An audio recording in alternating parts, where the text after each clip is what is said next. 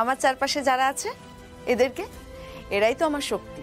আর আপনাদের বলছি, জনগণদের, যারা ভোট দিয়ে আমাদের ক্ষমতায় এনেছেন, আপনাদের বঙ্গীয় প্রগতিশীল পার্টি কখনোই নিরাশ করবে না। আর এই যে ফুলকির মতন মেয়েরা যেখানে পার্টির সিদ্ধারা হয়ে দাঁড়ায়, সেখানে ন্যায় থাকে। ফুলকি, তুমি কিছু বলো। আমরা তো সুনন্দাদির সেনা, সুনন্দাদি যা বলবে আমরা তাই করব। আমরা কখনো আপনাদের নিরাশ করব না, এইটুকুই বলার আছে। এবার ভোটে জিতলো কে?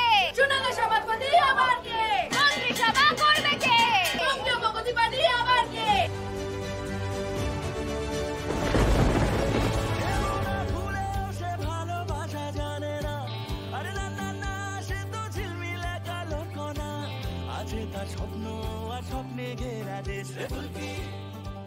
বঙ্গীয় প্রগতিশীল পার্টির প্রার্থী ফুলকি দাস ২৫০০ ভোটে জিতে গেছে।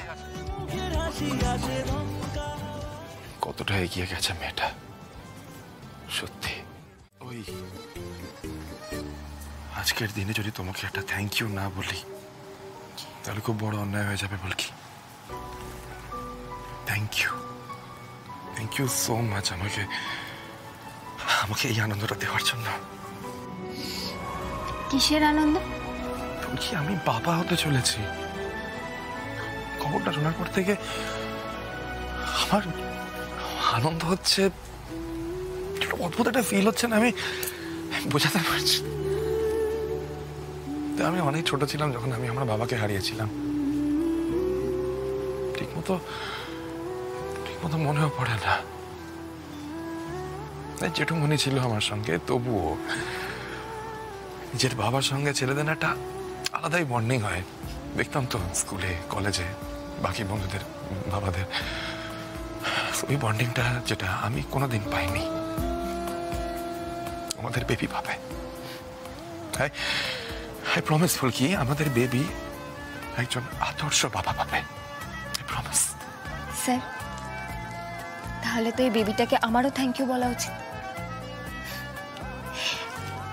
আমি তো কখনো আপনার এই দিকটা দেখতে পারিনি। এই পুচকেটা আমার মধ্যে এসেছে বলে এখন দেখতে পাচ্ছি। আমি সাবধানে থাকবো স্যার, আপনার জন্য।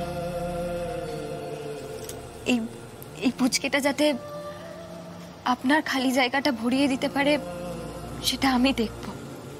সেই খেয়াল ফুলকি দাস রাখবে স্যার, ফুলকি দাস রাখবে। শোনো মেয়ের কথা, ওরে তোর সব অনুভূতি কি আমাকে ঘিরেই হয়?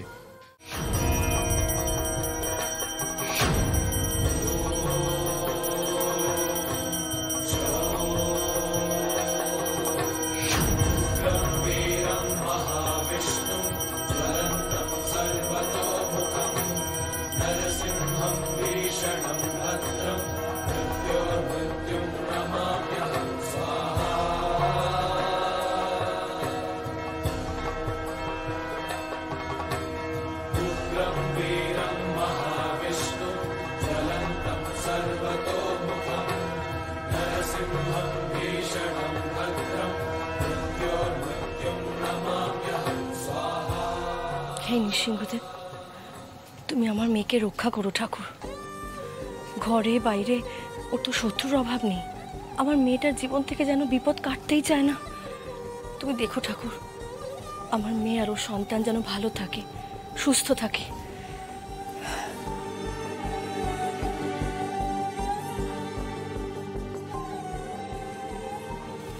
আচ্ছা মা, তুমি এরকম সবসময় ভয় পেয়ে কেন থাকো বলো তো? আরে বাবা, এখন তো সুনন্দাদি ক্ষমতায় এসেছে, এখন আর কোনো বিপদ হবে না। ওই ছোট কুমাররাও কিচ্ছু করতে পারবে না, ওরা এত ঝামেলা বাঁধাতো। তুমি একদম ভয় পেও না, শেষে দেখা যাবে আমার পুচকেটাও ভীতু হয়েছে, তখন ছেলের কাছে কত বকুনি খাবে বলো তো? খালি কথা কথা আর কথা, তাই না? চলো এবার মিষ্টি পাঠাতে হবে তো। তমাল পিয়ালরা বোধহয় এতক্ষণে মিষ্টি নিয়ে এসেও পড়েছে। বাড়ি বাড়ি মিষ্টি দিতে হবে না? চলো। মা, তুমি একদম চিন্তা করো না, আমার দলের ছেলেরাও তো আছে। তমাল দাদা, পিয়াল দাদা সবাই মিলে কাজ করে দেবে। কেউ কোয়ালিটি টেস্টই করে না। দাদা কেন করছিস বল? এই রণ, বলছি সব প্যাকেট কিন্তু একবারে পাঠিয়ে দিস না, কিছু হাতে রাখিস, পরে কম পড়লে কি হবে? সাবাস পিয়াল, তোর বুদ্ধি খুলে গেছে। দাদা ফুলকির পাল্লা করে তো কম ইভেন্ট অর্গানাইজ করলাম না, একটু তো অভিজ্ঞতা হয়েছে নাকি? পয়েন্ট। তোমরা তৈরি তো? কারা কারা যাচ্ছ মিষ্টি দিতে? আমি আর আমার দলের ছেলেরা যাচ্ছি বড় মা। আচ্ছা রণ শোন, তুই কিন্তু বিরোধী দলের ছেলেদেরও মিষ্টি দিবি। যেই বেবিটা এখন এই দুনিয়াতেই আসেনি তার বিরুদ্ধে কে থাকতে পারে? আসলে কি বলতো, নবাবগঞ্জে মিষ্টি খুব ভালো খেতে হয়, ওরা একটু খাক না, কি বলো মা? তোমার মন অনেক বড় ফুলকি, তাই তুমি এসব কথা বলছো। আবার যেন কোনো বিপত্তি না হয়। না না বড় মা, আমরা কোনো ঝামেলায় ঢুকবোই না। ফুলকিদি যখন বলেছে এটা তো আমাদের করতেই হবে। আমরা ওদের দলের এমন একজনের হাতে দেব যাতে কোনো গন্ডগোলই না হয়।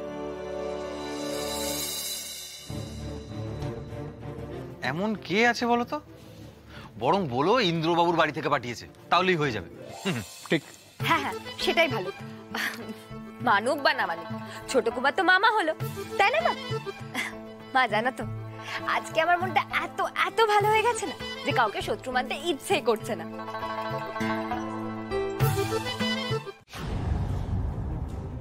তো মনে আছে নবাবগঞ্জ তোমার এলাকা? রুদ্ররূপ সান্যাল বলে একটা মানুষ ছিল, নবাবগঞ্জে বাঘ ছিল সে।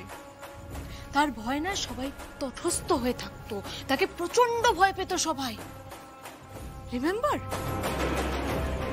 তোমার এলাকা ছিল নবাবগঞ্জ, রিমেম্বার? তুমি কি করতে এসছো এখানে আমার সাথে? ফাজলামো মারতে এসছো? না, ফাজলামো তো আমি মারছি না, একদম ফাজলামো মারছি না। জানো, তোমাকে যখন কেউ এক্সপোজ করেনি, মানে একদম গোড়ার দিকে, তখন রুদ্ররূপ সান্যাল আমাকে বলেছিল যে তার একমাত্র লক্ষ্য হচ্ছে রায়চৌধুরী পরিবারের সবাইকে ধ্বংস করে দেওয়া, সবাইকে শেষ করে দেওয়া। তারপর এলো দ্য গ্রেট ফুলকি দাস। সে শুধু তোমাকে এক্সপোজই করলো না, এখন তার ভয়ে তুমি গুটিসুটি দিয়ে ছদ্মবেশে এদিক ওদিক ঘুরে বেড়াচ্ছ।